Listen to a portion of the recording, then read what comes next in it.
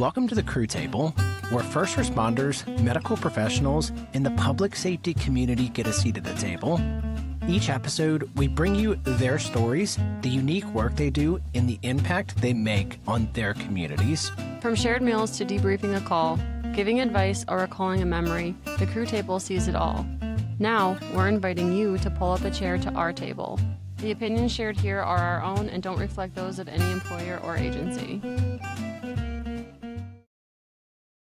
A trigger warning and let you know that this episode is going to discuss war, injury, and PTSD.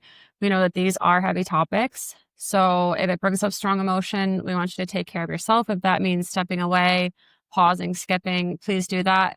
But at the same time, we really feel like the take-home message here is worth the listen if you can do that. And know that at the end of the day, you are not alone. So we have an amazing guest with us today. His name is Brendan. And we're going to let him introduce himself because he can do it a lot better. If you'll just give us your name and your current position. So my name is Brendan Jannesen, and I am currently the Regional Clinical Manager for Lifelink 3 at Anoka in the cities of Minneapolis and St. Paul. Amazing. And what we're going to talk about today, though, is not necessarily focused so much on that role, but your past life. Yeah, you can see baby Brendan on the screen right here. Yeah, so... He looks good. He looks real. That's He looks angry. We'll have to include that picture in the episode for the audience. They'll dig it. I think you probably could have had a career in modeling if... Sure, yeah. Well, you did have a lady like touching your arms today. I feel like so. You know, the appeal was. That's true. I actually thought that was Charlie Sheen there for a second. Okay, so Brennan, you have an extensive military background, and not only do you have a background in the military, but you have a background being a patient as well. So we're gonna dive into both of these. We'll pace ourselves a little bit because there's a lot to unpack.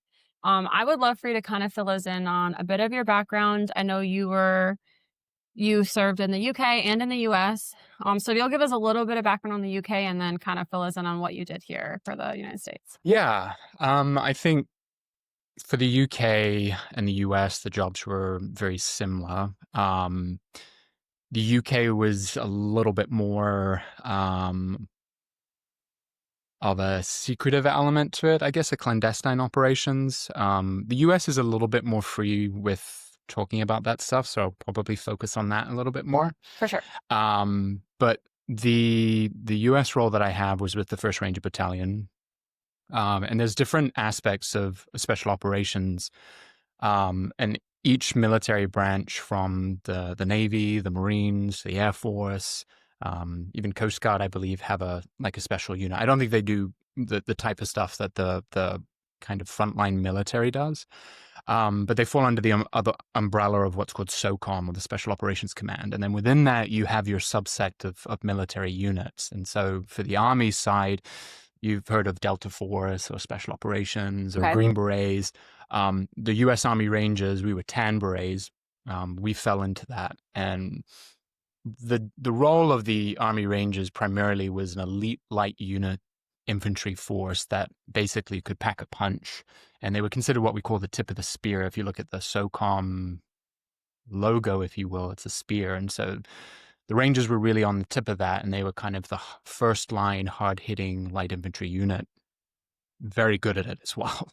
And my role primarily was, when I got to it, was I equate it to an on-the-ground air traffic controller, or an ATC. And I was a forward observer, and then turned into a JTAC, and turned into cross-trained as a medic. What we found was that as your special branch, if you supported the infantry, when you did take a casualty, you would actually have to take either the forward observer or the JTAC out, set up a 9-line Medevac, and have that kind of casualty transported to the forward line, or the forward cache point, or casualty collection point. And so when we cross-trained, it was the ability to leave somebody back in the fight, and so you wouldn't have to take them out. And so that's why they started taking the JTACs, if you will, the Army JTACs, and started cross-training them. And my unit was one of the first units to actually implement that back in 06, 07. What years did you serve? For the For the U.S. I was from 2003. My whole career, 2003 till 2012. And for the US, I was 2005 towards the end of it to 2012 was when I got discharged, like right at the end of 2011. Yeah, and I think maybe just put a little disclaimer here too. I don't have military background. I'm Neither not do super I. familiar, so I definitely appreciate when Sure. you kind of just break things down. Yeah. But I know we'll probably have people that serve or have served. So at the same time, thank you for explaining it properly too for everybody. 'Cause, And I mean, it's been, it could have changed how the process and the flow and the program goes about now and how people go into the military. When it comes to the other branches, I can't really speak to them, but that was kind of the Army route that I took. So from basic to advanced, individual training to Ranger selection, and then onward to my unit, which was Alpha Company, 1st Ranger Battalion. Was that your goal when you left the UK? Yes and no. My parents were, believe it or not, in the US military. Oh, okay. So my parents were originally from New Zealand, believe it or not. And so they actually did a tour in the US for 3 years. And so I spent about 12 minutes in the United States, but ended up getting my citizenship through it that way. A lot of people think that I'm British because I grew up in the UK, but actually I was ironically born in the States, so I'm a naturalized US citizen. I actually didn't know that. So a lot of people don't know that. Yeah, really, really cool. But my sister was born in Oklahoma, believe it or not, which closed kind of a little loop. That was where I did my advanced individual training, was at Fort Sill in Oklahoma. And that's where my sister was born. And then I was born in Redlands, California, and our flight was delayed. And that's kind of all I remember about that. I had no growing up in the US or anything. I just managed to get a passport out of it, if you will. So I was like, all right. So that's really all I really knew about the US was the fact that I was a naturalized born citizen and I could get a passport when I was ready to. So I was very fortunate. So go ahead, I'm sorry. Oh no, please do. No, I was just curious. What attracted you to becoming a Army Ranger versus other That's a great Special question. Forces elements? If I'm saying that correctly. Yeah. I apologize if I'm misspeaking at all. No. So most people know Special Forces as Green Berets. We say Special Operations generally includes the umbrella of all the different branches of the military. I had watched a lot of TV shows. My parents were both in the Air Force. I found that jumping out of airplanes was much more funner. That's not really a word, I know, but it was far funner. It is today. Jumping out of airplanes was way better than flying them. And that kind of perked my interest in how could I do this and kind of give something back. I wasn't sure what I wanted to do for college. I knew my parents were in the Air Force. And so my dad was a big driving factor for me. And he was like, well, have you thought about the military? I was like, well, what can I do out of the military that incorporates skydiving and scuba diving? Well, Special Operations does. And I'm like, well, what unit can I do that with? And so that kind of started my career down that path. And I ended up getting my advanced scuba diving certification before I came into the military. I got my skydiving certification before I came into the military. Just to kind of set me up. Whether it made a difference or not, I have no idea. I was pretty physically fit back then. And so I enlisted. And I think one of the big things that people take for granted around the world is the respect of the resounding resources that the U.S. kind of puts towards their military units, which is super nice to see. You don't see that anywhere else in the world. The recognition that veterans and service members get in this country is fantastic.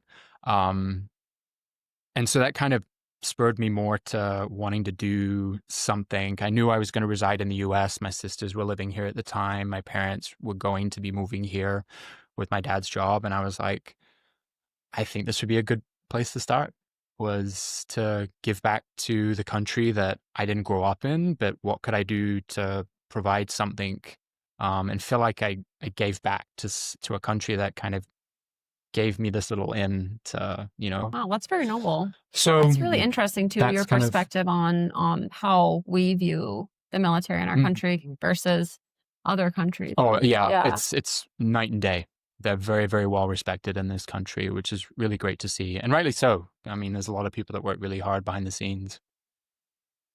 All right, Brendan, I'm going to pull up a picture. I would love for you to take us through some of these pictures. I think it'll kind of help give a little perspective on what you experienced. Sure. All right, what's going on this first one? This looks like when you're talking about being an air traffic controller. Like the Yeah. most intense version of it. Well, we hanging up in the living room. I've always thought about doing it. This was actually an operation that we did in Afghanistan, and we've all heard of brownout. I'm sure you probably see it more down in the south. And brownout, Yep. we do get occasional brownout up in Minnesota, but we do get whiteouts generally when the snow comes along.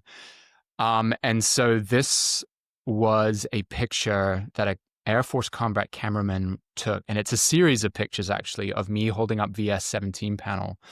And what's going on is there's two kind of main ways that you basically identify yourself on the ground. You can do smoke, you can do VS-17 panel. As you can see, it's high visual, it's visual sign or VS. The 17s is supposed to be 17 inches by 17 inches.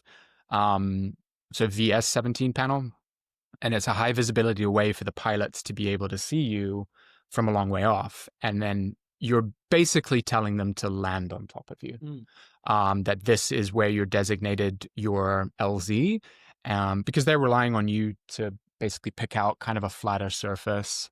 And that was kind of my responsibility, was that I would go out here and they would bring it in really close, and you would hold that up until you couldn't hold it up anymore, which is what you're seeing there, is that when you began to get pelted in the face by rocks, you would then turn away, and they would be safely on the ground. What you didn't see was the firefight that was going on in the background. I was about to ask, was that, how hot was that area that you were in? That was pretty. I love how when we zoom in on this picture, I am smiling because I'm kind of thinking to as he's myself, getting pelted by. what the hell am I doing? And like, there's 23, 24-year-old stupid Brendan. No, that's so amazing now. Really is. So, all right, Brennan, you and I did have the chance to discuss a few of these pictures ahead of time. So it is for that reason I pulled this one, because the conversation that we had around this picture was so mind-blowing to me as somebody who's never been in war. I would love, if you feel comfortable, if you could explain, even if we just start with like where you are and why here. Yeah, It's just kind of, this was an operation that was known for, if you know a little bit about military history, most guys kind of know about the Russians and the Mujahideen back in the 1980s. And that's kind of where Afghanistan got its talking point, was you had these guys on horseback running across the mountains, and you had big infantry units from the Russian or the Soviet Union trying to make it up this type of hill.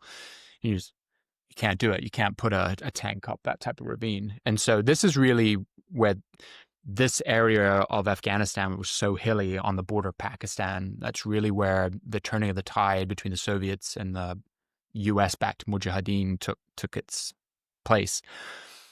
Ironically enough, when we fast forward to Operation Enduring Freedom, or OEF, which was what I was a part of. I was a part of Operation Iraqi Freedom and Enduring Freedom, which was Afghanistan. This was a mission that we would, instead of using tanks and armored personnel carriers, we used helicopters. So this was a pretty long mission. It ended up being about 56 hours, and we started at the base and we worked our way up to the top. So I'm trying to comprehend in my mind, for 56 hours, you're in an active gunfight. Yeah. What had happened was there was two units. The first wave of our soldiers, we didn't realize it, took active contact on the way in. And I was on the second wave. So this first one was first platoon. I was on 3rd platoon, and we did a joint operation with them. And there was about 30 Rangers per platoon. So 30 guys went in on 2 Chinooks, and then we were on secondary standby to then come in. And we didn't realize until the call came out that we had two casualties. One, unfortunately, was KIA on the battlefield. And then one made it back to our point where we were, and then unfortunately passed away in our surgery site there. I'll never forget their names either. Hario and Delki were the 2 names. And Hario, it was his first mission, first time in Afghanistan, which was just horrendous. And Delki, I think, was on maybe his 8th, incredibly seasoned. And what it showed me, and I think what it showed a lot of guys, was that you weren't invincible. You have someone that's so experienced, and Delki was, I believe, killed instantly, and Hario was the person who made it back to the casualty point.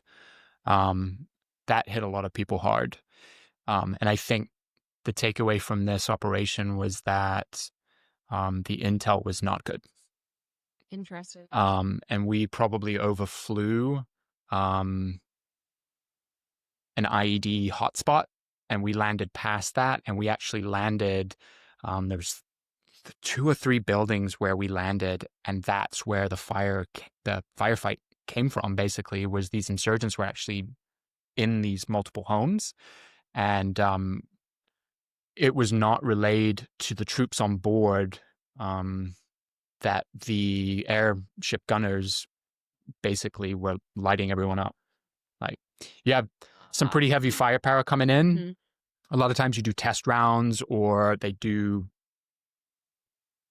burn-offs, or whatever they call them. This was actually, they were taking fire, active fire. And I think there was some confusion initially, and Dolky and Hari got hit getting off the aircraft. Oh, interesting. And so there could have been more casualties. I heard stories of guys actually fell over them because it was a crossfire. So you had buildings on the right, buildings on the left. Right. We landed in the center, and so you've got crossfire coming in.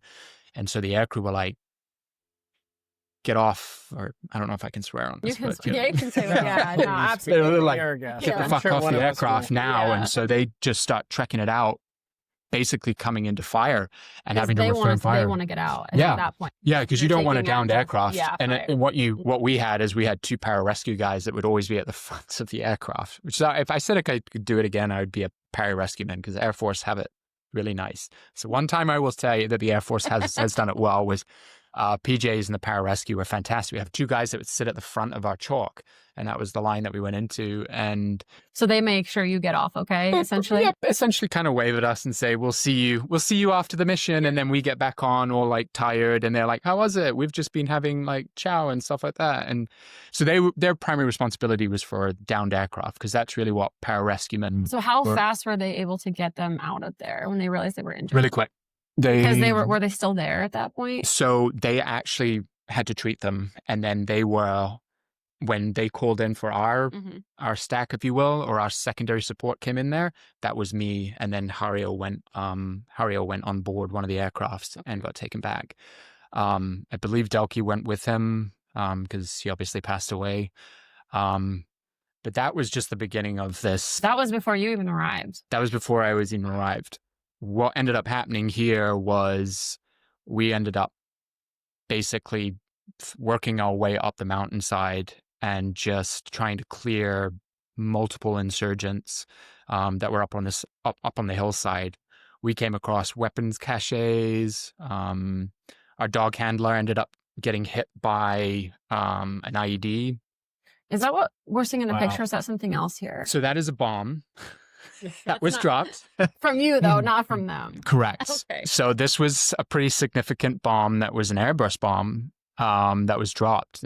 And the difference between what we call an airburst versus a kind of a regular bomb is that it detonates at a certain height above your target, and it's designed to spray personnel that are that are in that vicinity. And I ended up getting a piece of the shrapnel that I collected from this bomb, and it's in a case at home that I actually gave with a flag that I carried to my parents. And so I've have 2 flags in there from Iraq and Afghanistan that I carried with me on every mission.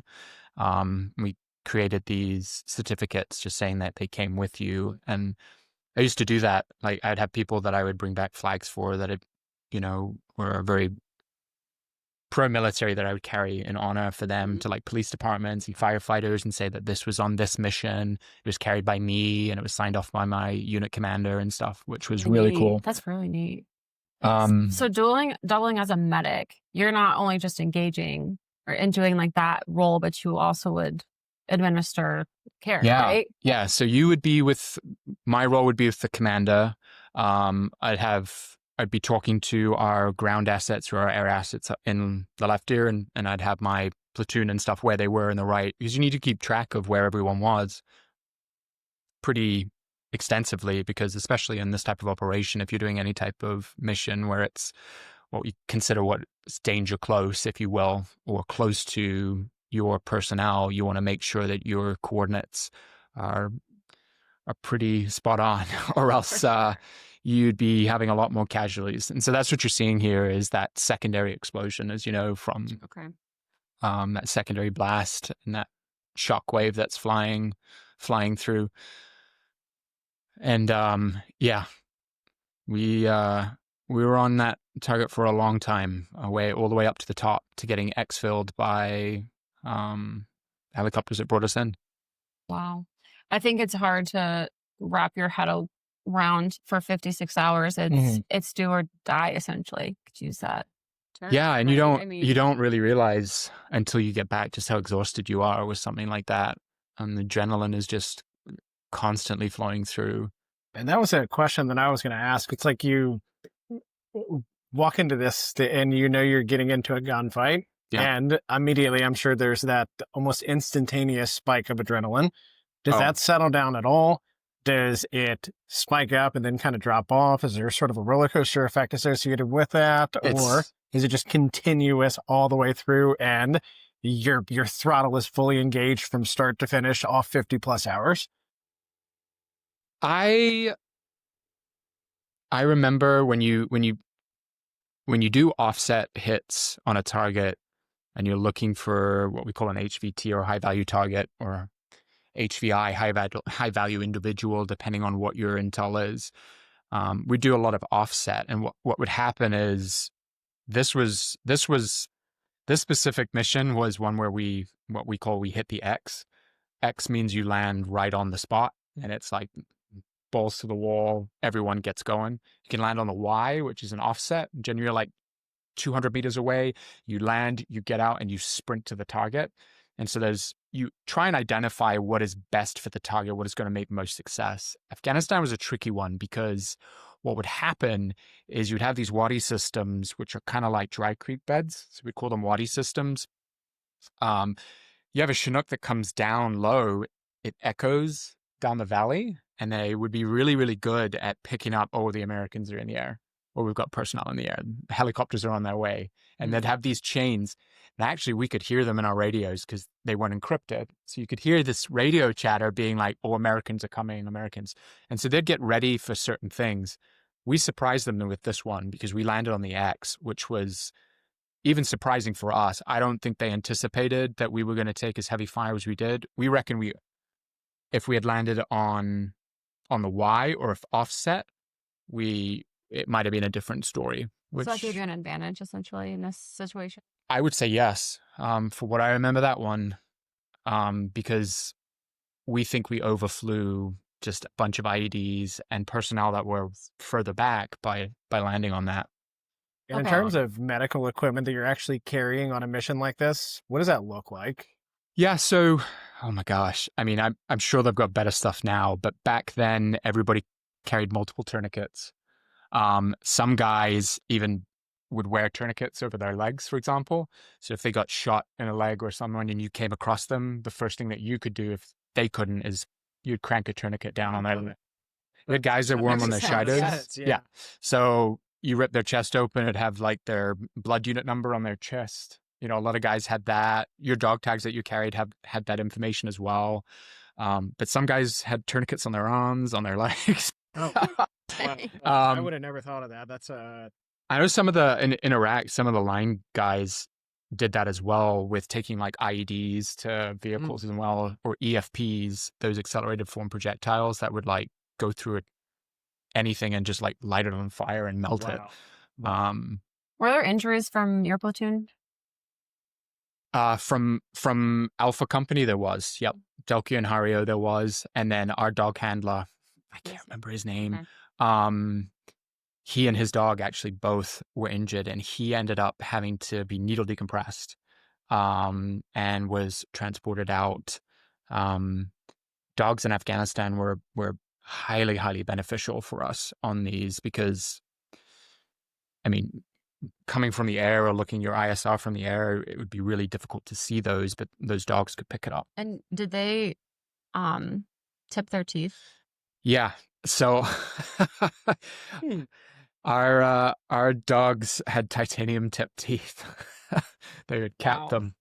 You're not gonna outrun one of those. You're not gonna it was normally like German Shepherds or Belgian Malinois. Yeah. And so they would actually teach us the commands in German, like basic commands like off or bleiden, it's like down. If a dog was to latch onto you, it would be a real bad day. But to try and remain calm, because they're not gonna let go. Yeah. But chasing one of these guys over the hillsides of Afghanistan, I mean, that's no joke. And you're in 100 pounds of gear. Yeah. You know when you get them if you send the dog after them. I'm sure you'll find out very quickly. Sure but wow, Brendan. First of all, I want to thank you for saying the names for us of the people that you lost. Yeah, you can find them on the internet. Even if it's just a moment, that's, you know, Ryan and I didn't know them and now we do. And so like, I appreciate you very much for saying, absolutely. That is sharing that entire situation with us. I think this one, when you were explaining to me, just gave like a huge perspective to somebody who's never been in like active combat, that really like what you're going through. What I think is a little bit interesting is like in EMS, you know, we work a 24 or 40-hour shift and we're like, oh, I'm so tired. Yeah.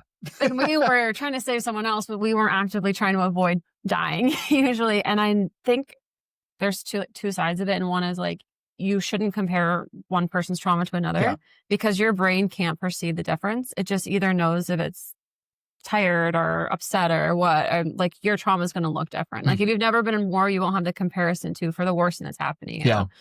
So I'm not comparing at all what people go through, but I'm wondering from your perspective, when you see what other people deal with sometimes or the problems that they have, if you just think to yourself, you don't even know what a problem is. Like, how do you adjust? I do. To that, you know? And that can be kind of a little, I don't like to use the word pretentious or selfish or anything like that. It's just, it's different. And I struggled with a lot of that stuff. Coming back to the civilian side was really, really difficult for me.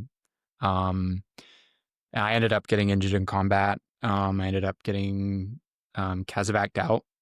I don't remember much of it. And it was the start of a lot of mental health problems that I never really thought that I would ever have to deal with.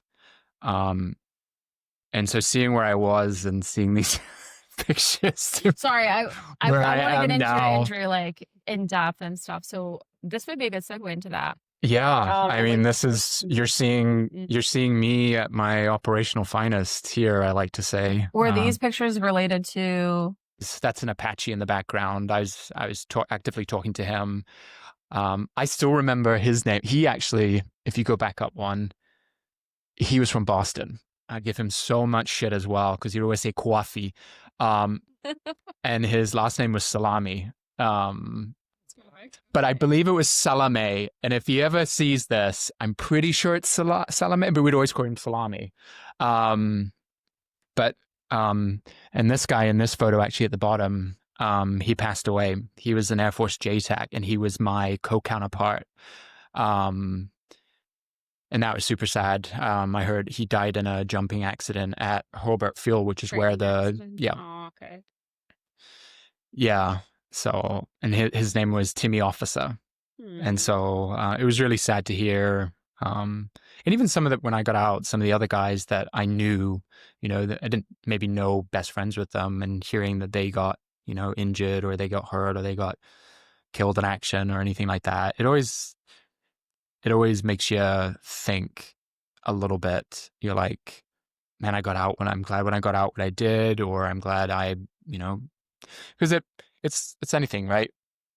But you didn't get out scot-free. I didn't get out had a scot-free. pretty major incident. So I did. Can you maybe set the stage a little bit, just like leading up to it? I know you don't have to like super deep into mission details, but what was kind of like Yeah, happening? so we were operating during the nighttime, and we ended up basically getting into a contact situation. And that's really the last that I remember. I remember trying to get a vantage point, and I remember falling over or being discombobulated, and that was really it. So, okay, so it's night. It's nighttime. Were you under did you MVGs? airdrop in, or nope, we were walking in. You So were walking in, we okay. did what we call an offset infill. So you can do an offset infill, and then you can get exfilled on the X, for example. So like you walk your way in 10 miles or 10 clicks, 10 kilometers, so that they think you're over there, but then you silently get to the target, and then you hit the target with a punch, and then now all bets are off. You've got what you needed, you secure the area, and then you can bring in, the helicopter in onto the X, onto the actual site. Sometimes you can't. Sometimes you might have to do an offset exfil where you walk, another 5,000 meters, excuse me, not miles, 5,000 meters to a different location, and then they come pick you up from there. So that's all coordinated beforehand when you do your mission briefing. So had you made it to where you were trying to get to when you had your no injury? Okay, so Nope. This came by surprise. This came by completely. surprise, and I don't remember much. I remember feeling weightlessness, and I was told that a Chinook was overhead and was hoisting me up. So you have no recollection. So No. what was it that impacted you? It was more so the damage that I took from rolling down a side of a hill, or rolling down. And I think it was the primary hit that I took. And I hit, you wear a helmet, obviously you have a helmet on, but it's not completely scot-free of that, and it can move. And I think I just hit it as such, but my helmet was off. Parts of my equipment were scattered all over the place, apparently. How far did you fall? 30 to 40 feet. Oof. So was it the impact of something that caused you to trip, or is that unclear? Yeah. So they found significant damage to my plates, and so they think that I was hitting the plates. And that's what caused me to fall kind of off. You tend to put yourself out there during the nighttime. In one of the photos, you can see like an IR strobe on top of my helmet, and that's how you really kind of identified yourself to your ISR assets up there. You'd be like, I'm marked by, IR strobe or whatever, and it's this very bright light you can see from really far away. So I don't remember much of the transport. I know that it was one Eagle down is what was reported. They transported me back to our forward operating base, which was in Kaust, which is on the north kind of eastern or east side of Afghanistan into the border of Pakistan. And I don't remember much. They stabilized me. They put me on a plane to Bagram, or it was another helicopter from Kaus to Bagram. There was concerns. They have basic level stuff. They don't have like a CT scanner or anything that at these sites. What did they think your initial injuries were when they first got to you? They were concerned about a spinal cord injury. They actually did active cooling in the aircraft. Oh, in the aircraft? Yeah, they actually cooled me down. The obviously you learn that later, but their big concern was that I ended up taking a pretty significant head injury. They were thinking that there could have been some sort of bleed, which obviously, as we know, cooling is probably not the smartest thing. But they were like, well, helmet, did they take the risk? Yeah. Did they kind of minimize that spinal cord damage? Do we do that by cooling? So there's a lot of cool thing about the military medicine is that they say it's probably about 8 years in front of civilian. By the time we get to where they are, the military's way ahead. And so like, if you think about like cooling for TBI and spinal cord injuries, that of course, if you can rule out a brain bleed, that's like unheard of. But you do a lot of that medicine because there's no real kind of ability for you to sue the military kind of thing, right? Unfortunately, we live in that, which in some ways is great. In some ways, it's kind of like, oh, let's see if this works. Yeah. We have soldiers we can test it out on. Turns out it probably helped with me, but I remember being at Bagram, which was the main Air Force base. They were concerned that I was having seizures, and so they ended up intubating me in Bagram. So you weren't intubated in the field? Wasn't intubated in the field. I was still with it. I was pretty heavily out of it. I remember somebody moving my right arm away because I felt a lot of pain in my right groin. Turned out I had a MAC line in there. Oh, is that what you're... I still have the scar from it as well, which it freaks me out Ooh. every time I like run my hand over it or like take a pulse or anything like that. Like I have the scar that's like this big from having a Wow. damn. No, you had a lung injury initially, right? The pneumo, that was after. That was after. That was oh, after. okay. Um, I thought you had a tension in the field, and that was the initial time that you had. Mhm. Okay, so that came after. Okay, and but, that makes more sense now. but Okay, people sure. like people equate that a lot of guys have, lung injuries from burn pits, but that's a whole different topic in this. Okay.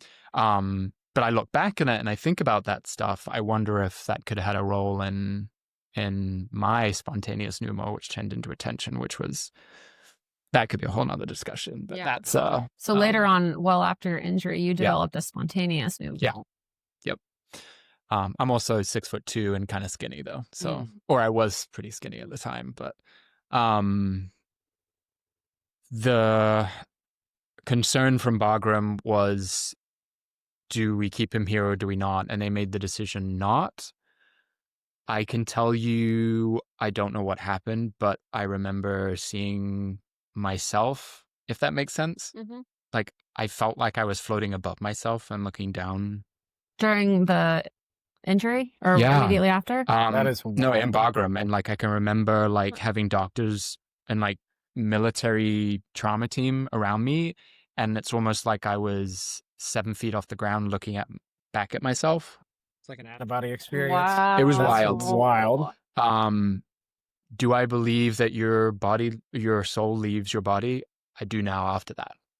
That freaked me out. Did you have any emotion tied to it, or did you feel at peace? I felt really at peace.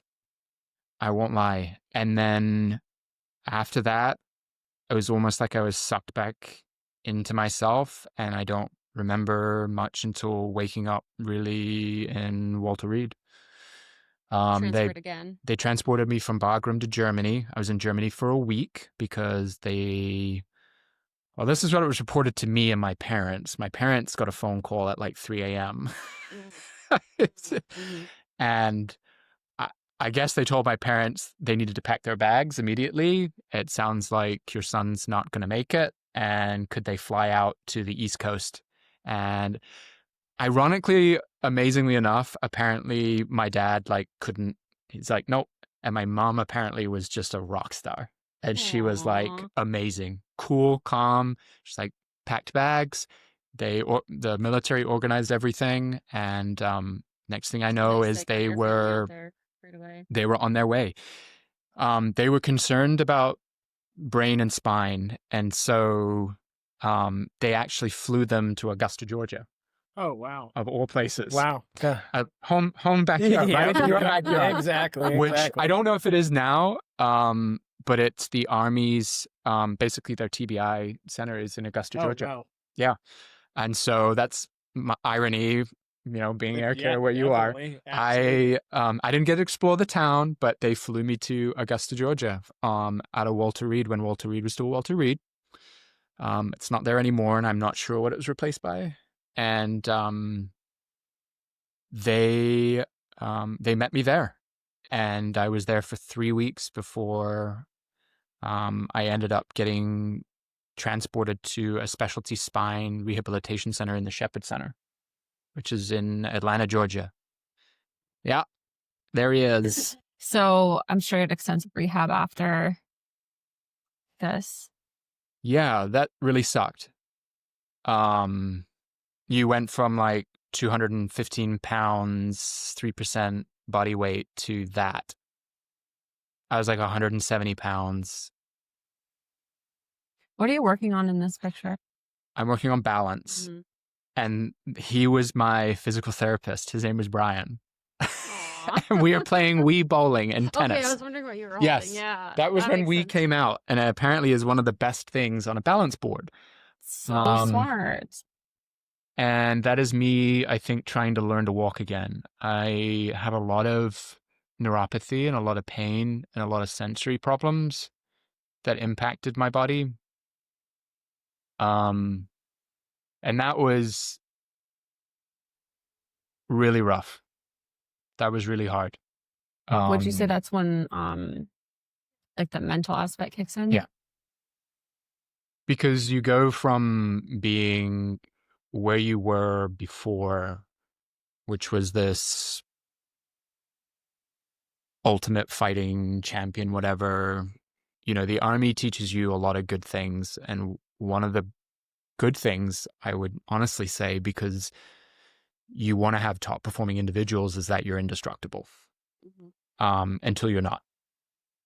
And I learned that very quickly. And unfortunately, I learned it the hard way. The caveat to that was the support system that the Army provided was good.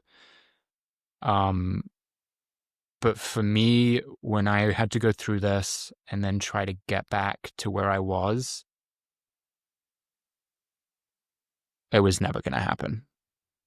And so I think for me, some of the issues with recovery was feeling like I was left behind.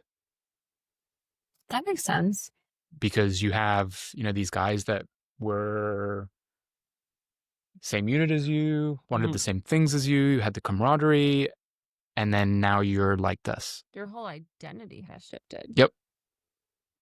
And whether or not the military was going to be a career for me or not, I wanted to make that decision, not have the decision made for me. And so the kind of head of our medical unit, I can't remember his name, was really, really good and would check in on me and basically came to the decision that medically discharging you is probably the right thing to do, because they weren't going to take me even if I wanted to re-up.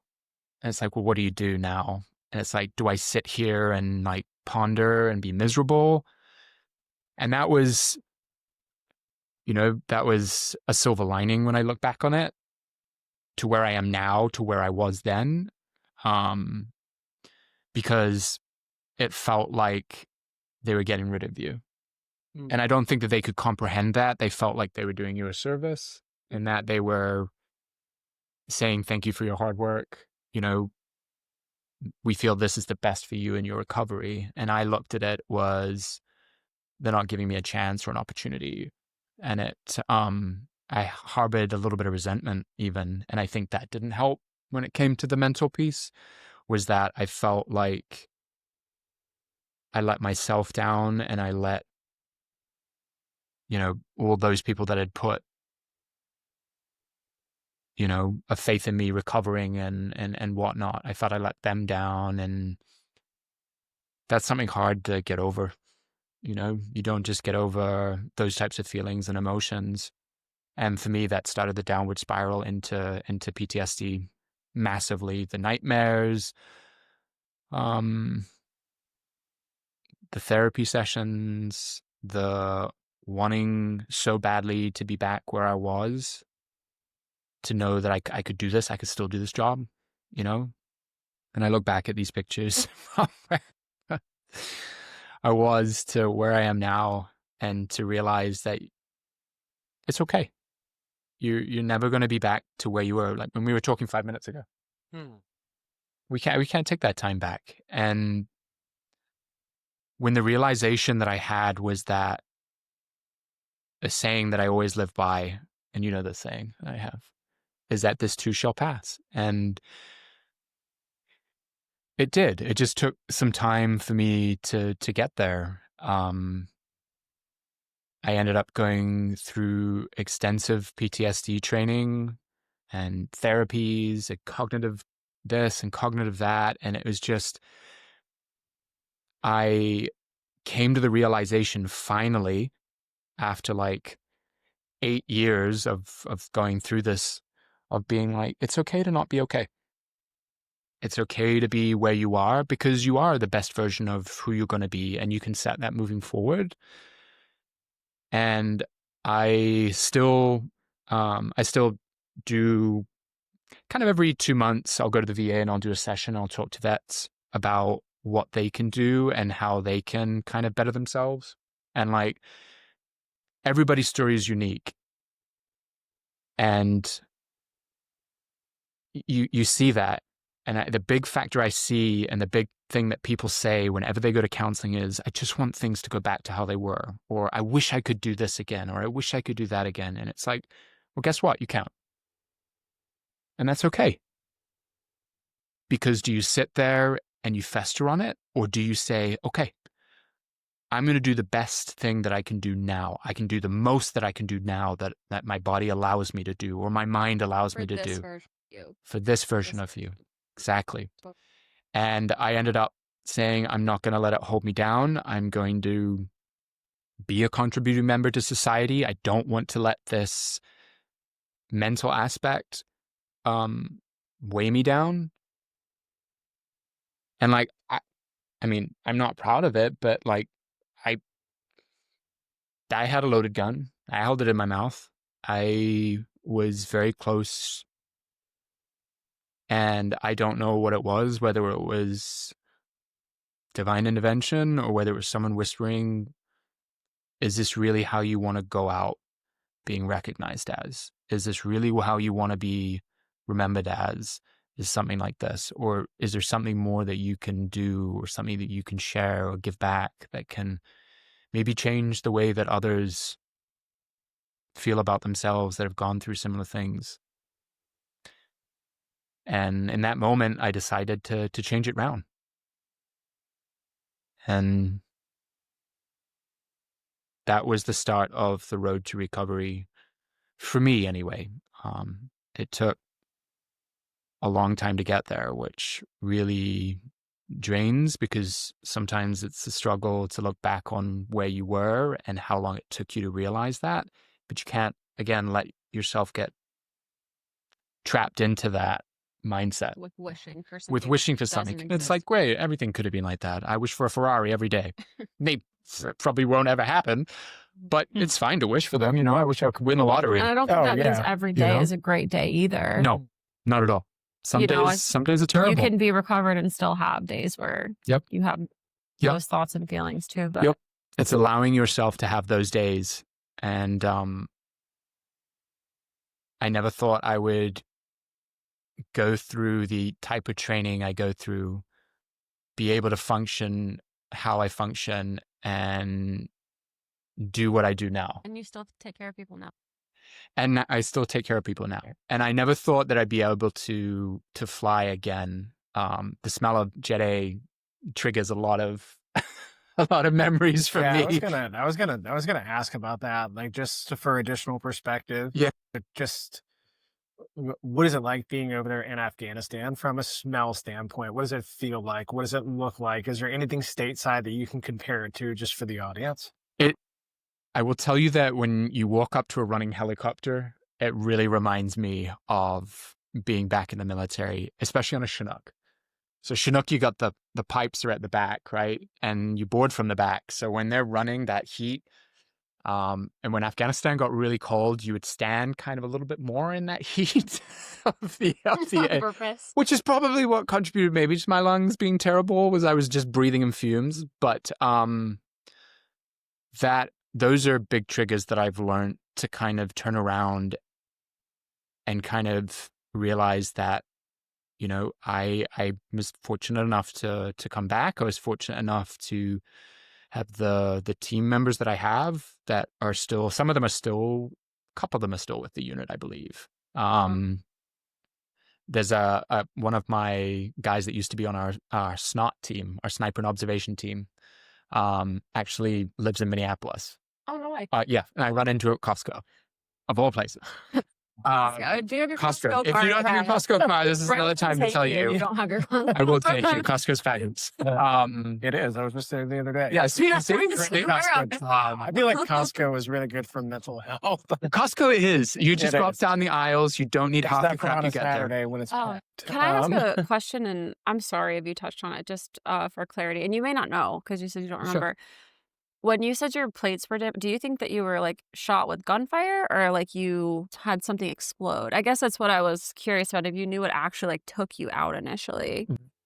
So, yes, Not say. yes and no. Well, I don't. It definitely wasn't an explosion. Okay. But whether we came into contact through means of coming across individuals we didn't mean to come across,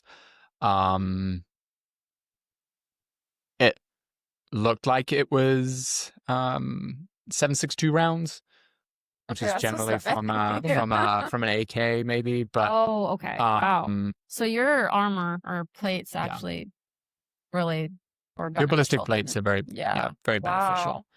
But there's a soft component underneath your armpits and allow you to move if you look at the plates, Okay. or the plate system. And so that is a really dangerous spot if you get any type of fire from the side. And so that's why they teach you in tactical shooting is you want to stay squared on to the individual, Okay. because that's what your body armor is. Interesting. And that's why you kind of offset your legs as well, because if you get hit in the femorals, then Mhm. obviously you're going to bleed out. And so the way that you approach an individual and a target is very specific. Mm-hmm. And so they Thanks teach you for that in your explaining that. training. Yeah. Yeah, that makes sense. Yeah. So in the same with the police shooting as well. That's how they teach their officers, I guess, to shoot, is to make sure that you protect those vulnerable points. Sure. you Yeah. know, even if you are wearing vests as well. So in your time that you were a patient going through this, do you think, or how do you think that has impacted how you provide care now? Yeah, that's a really good question. Looking back on it, and obviously this is, into the 2000s, and I got hurt in 2010. So we're talking, oh my gosh, over 15 years ago now. You see the system at work, and it's pretty impressive to think like what it used to be, and then you see what it is now, and you look at kind of medicine in general. It gives you a different perspective on a lot of things, and like how you treat your patient's pain, and how Did you feel like you. your pain was managed well? I think so. From what Or I do can you think remember, maybe being out of it changed your perspective? I think being out of it did, Okay. and so it kind of brings up the question, Hmm. of those what ifs, right? When you come across a Hmm. TBI patient on yourself, and you're like, should I intubate them? Should I not? Do we know the extent of their injuries? It like plays a factor into that for sure. Those long bone injuries where they're going to go to surgery, right? That's a lot of pain. It's like, how can I make this person? And you're like, do you want to intubate them, or can you control the airway? It's not necessarily an airway, but it's a pain. It's a comfort thing. And I'm like, I've done it before in my practice where I'm like, you're going to go to surgery to have this like stabilized or fixed or tracked or anything like that. And I think that is what is best for your patient in the moment. And we've intubated for pain control. Did a lot in burn patients. Burn patients is the Because they're same so thing. hard to get their pain It's under like control. it's Yeah. it's therapeutic intubation almost to and So it's would you not say everyone, you're but more, not that you're like liberal or use it inappropriately, but like you feel passionately about like pain control yeah, and yeah. yeah, especially in HEMS in general. I think ground. I think ground sees a lot of crap, where they're Mhm. like, do we really need to? And I'm sure they get dumped on a lot. But generally, if you're calling an aircraft, it's normally a little bit more concerning or time sensitive or could be pain or any of that stuff. I know up in our neck of the woods there, they're pretty good about that. And so we do carry a lot of resources with us that allow us to do that. And so I definitely am more liberal when it comes to pain management. I think that's just being a good representation for what I would want if I was in that, if what my family would want or my family member. And I think that we do a really great job at LifeLink on teaching our clinicians that for sure. Yeah. Definitely. They empower us But to take good care of our patients. Wow. First of all, thank you for sharing. Sorry, we're laughing because we're looking at a Yeah, picture that while I'm being was sentimental. yeah, sorry, I don't. yeah. No, thank you so much for sharing everything you did. It's an honor to listen. Just Is that a as video? somebody, That's my last? I think that's my yeah. last flight shift It's before your I went last into. light shift, and I found it. Wait for the wave. The wave is the best. Look at that guy right But you there. still fly sometimes. You still fly. I do. Oh, I try to fly. That was a good scene call too. That was my oh, last Yeah. my last walk out to that Mhm. aircraft as As a full time. full-time line clinician before I took Uh-huh. this role. And then we don't have to include this if you don't want, but did you receive anything after injury or service? So yeah. Well, awards and recognition, most people get. I got a Bronze Star with oak leaf clusters. That's just the number of, oh gosh, this is going way back. I'm sure military people would tear it apart. I can't remember what the oak leaf cluster was. But the star represents 5. But I have a bronze with double oak leaf clusters. Various unit recognition awards. I was Combat Infantry Badge or your CIB. I think you see that on the beginning photo. Foreign jump wings, which you obtain. I had my own jump wings, obviously. I'd have to go back and look at my uniform. That's all impressive, though. Terry. Okay, so we have one more question for you. Last thing we want to ask, Yeah. since you're at the crew table today, what is your favorite food? Favorite food? Oh my. That's a pretty easy one. What is it? My favorite food is probably shepherd's pie. And the proper To shepherd's be pie. proper has to be with lamb, right? That's correct. That's correct. Everyone thinks it's ground beef, but it's actually lamb. And if it's ground beef, it's a cottage pie, right? Cottage pie. Yeah. Yeah. There I you go. actually has Yes. good experience in That's making that. shepherd's pie, like a true and True, proper authentic. Yep. Yeah. Shepherd's pie is probably one of my favorite foods as well. And I'm on the cottage pie train as well, Yep. but not as much as the shepherd's Yep. pie train. Is that from growing up in the UK? Is that Yeah. more common? Okay. It's much more common. When you say shepherd's pie, you'll generally get it made with lamb. Yeah. Interesting. Have you had it here in the US where it's actually been good? I've had it once, was at Savannah at a pub called Murphy's, which Murphy's is good. Have you I ate there? believe Yeah. didn't it shut down? It's Or was it Kevin what? Berry's? Is that still I on? don't know because I haven't been down there in so long, but There's a picture of me in one of the bars. Is there? It's either Kevin Berry's or it's Murphy's, but one of the bars shut down, and I have no idea. I mean, I don't know if it reopened or anything like that, but I was going to take Eric down with me, and we were going to go to, because it was a Ranger bar, Oh, so okay. everybody knew the Rangers down there, and it was always Just it was always fun. episode 2, we're going to Savannah. I will go to Savannah. We can get onto the base there and like. Can Dude, you that still would get be on? awesome. Yeah, as a veteran, you can get on.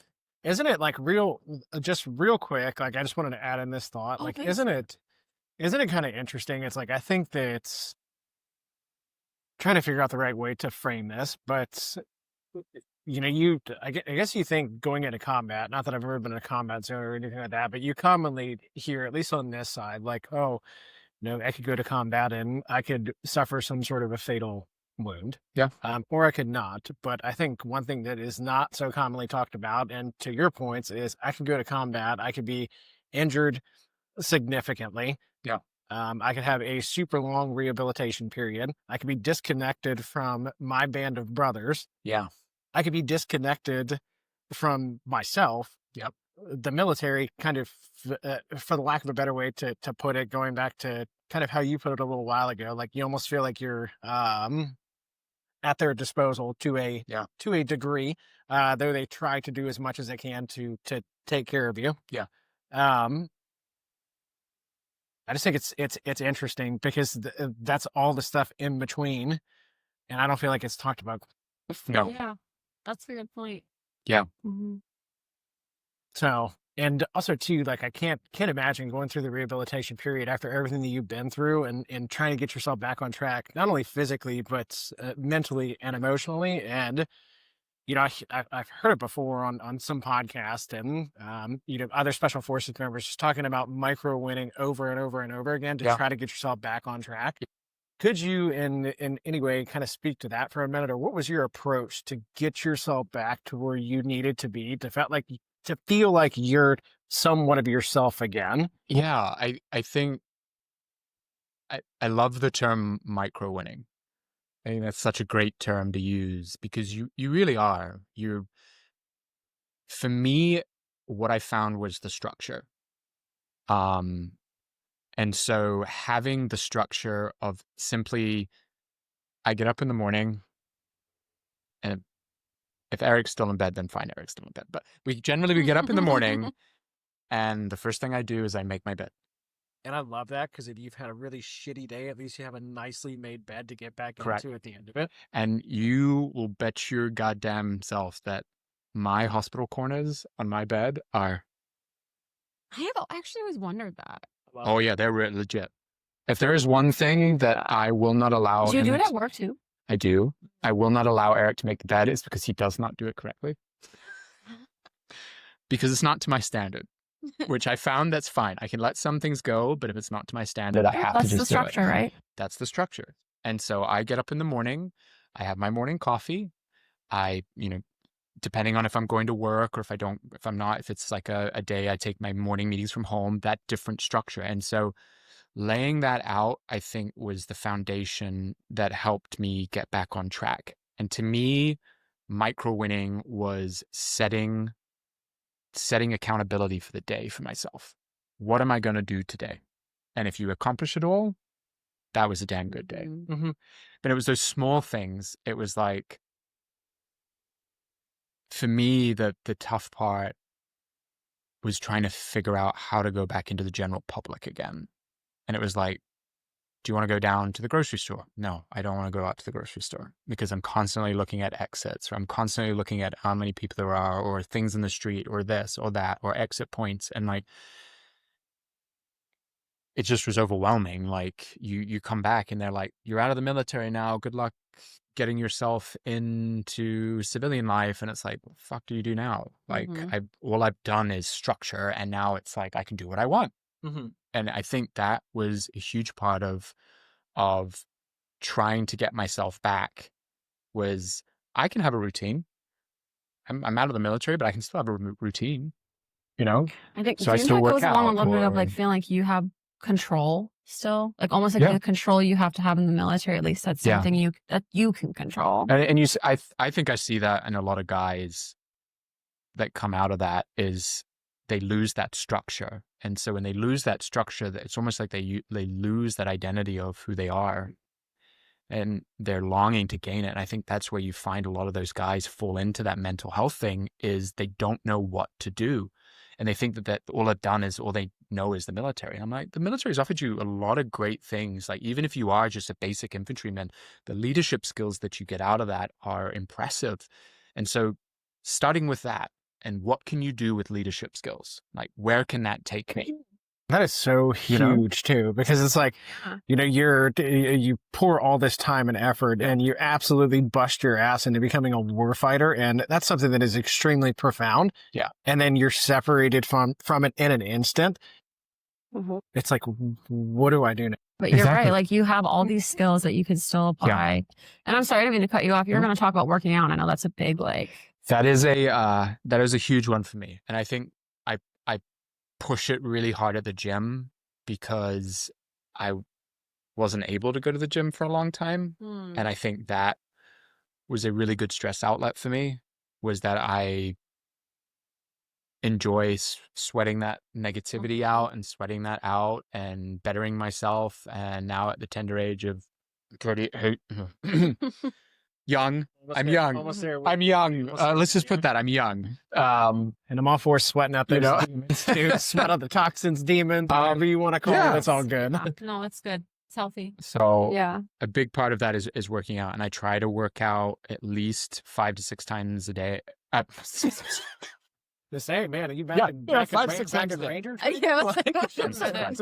5 to 6 times a week. Still I still work out, impressive. but even if it's just getting outside and doing something, that's an important piece for me. Do you have a bracelet on you? Oh, sorry. Go ahead. I was going to say, make your bed, work out, micro win, keys to Make success. your bed, Absolutely. work out, micro win. Yeah. Make your bed in the morning. There it is. Make your bed in the morning is the single greatest thing that you can do, because it's something small that you know that you can do every single time and win. I love that. I love that micro winning. I'm going to steal that now. Let's see your bracelet. This one? Yeah. Oh, the other one. The other one. The other one? Yeah, let's do it. This one right here. This guy. This is something that a dear friend gave to me. Special friend. Who remain nameless, shall we? And this is in Morse code, that this too shall pass. And ever since I got this, that was my saying that I had ever since I got out of the military as well. I carry this with me, on me at all times, just kind of like a challenge coin. And it's either in my bag, my crossbody that I carry, or it's in my flight suit when I'm flying. But that is something that is very special to me. I love that. That And is so awesome. Something you've said to me many times that has gotten me through a It lot is. too. So It is. thank you. Yeah. And everything that we do, it will always pass. And we take the positives and we move forward with it. Mhm. Next chapter, different seasons away. 100%. So really quick before we wrap up, so Ryan and I made your favorite dish. Now we didn't bring it with us, obviously, because you didn't be able to try it. And we're gonna I almost did. I We're still gonna- have some leftovers in the fridge. we're gonna Yeah. you'll guys. Did you guys will make it get with to- lamb too? Yeah, We did. Yep. You yeah. did? yeah. You We guys will did. get to watch us cook it Where'd you at find the it, end girl? of this. Where'd you get the lamb from? But I just wanted to show you before we end our finished product. But That's this is a really it. good. That's a really good crisp on Doesn't top it of look that. Thank nice? you. Yeah, We used a little bit of Parmesan cheese on top just to Okay. get the crisp. yeah, And that's what the recipe called for. yeah. But Yeah. So let's we just pulled a oh, yeah, recipe let's and get then we into kind it. of Oh yeah, look at that. jazzed it up a little bit. Look So- at that. And it was- Vegetables and all. It was Yep. so Yep. good. Yeah. It was delicious. Did you use Worcestershire sauce? We did, yeah. Good, Yeah. good, That good, and a good. little bit of red wine, heavy on rosemary Oh, thyme. love it. Well done. So, and what Thank people don't you. realize is it's really simple to It put is. together. Oh, it's so and- simple. And it's easy to freeze. It's easy to bake again. Like I'll make one that size like that. And then I've got leftovers. And it's easy to take to work. It's easy to heat up. It's a hearty meal. And it's one of those meals too that it's really good when it first comes out of the oven. Oh yeah. When you eat it right afterwards, but it's even better the second or third day. This in leftover form is phenomenal. That was Yep. so good. So thank you for the Phenomenal. suggestion. Yeah. Yes, absolutely. This is a good. largely going to become a weekly staple, I believe, at the Roberts house. I love it. Ooh, that was delicious. Yeah, look We at all that. ate Look at how some. juicy that is. That's It was fantastic. so good. So yeah, I wish we could have made it together, but since we're filming Yeah. here at Echo, we figured we would make it off camera. I think that's fantastic. We'll have to get you down to Augusta, and then we can venture down to Savannah, and So we that's can not have far. our Yeah. shepherd's pie, and then we can have Murphy's shepherd's pie if they're still open. God, I have to stay there. That's incredible. Brian, I can't thank you enough. You're welcome. Yes. Thank you for sharing. Thank I know there you was a so lot of much. personal stuff, and we kind of dug it up today. Yeah. So Personal know. stuff, but Much. really important, and I think these are the conversations that people need to hear. I think that definitely have the ability to change somebody out there's life with giving them a little bit of insight into your past mental health struggles and how you've dealt with them. And I think that's huge. And I think that's highly respectable. And once again, we just can't thank you enough for being here. Oh, thanks for having me on. Absolutely. Appreciate it. Thanks, Yeah, guys. yeah, man. I'll see you at work next week. Yes, you will be at work next week. That's right. So, All right. no, very cool. Thanks, guys.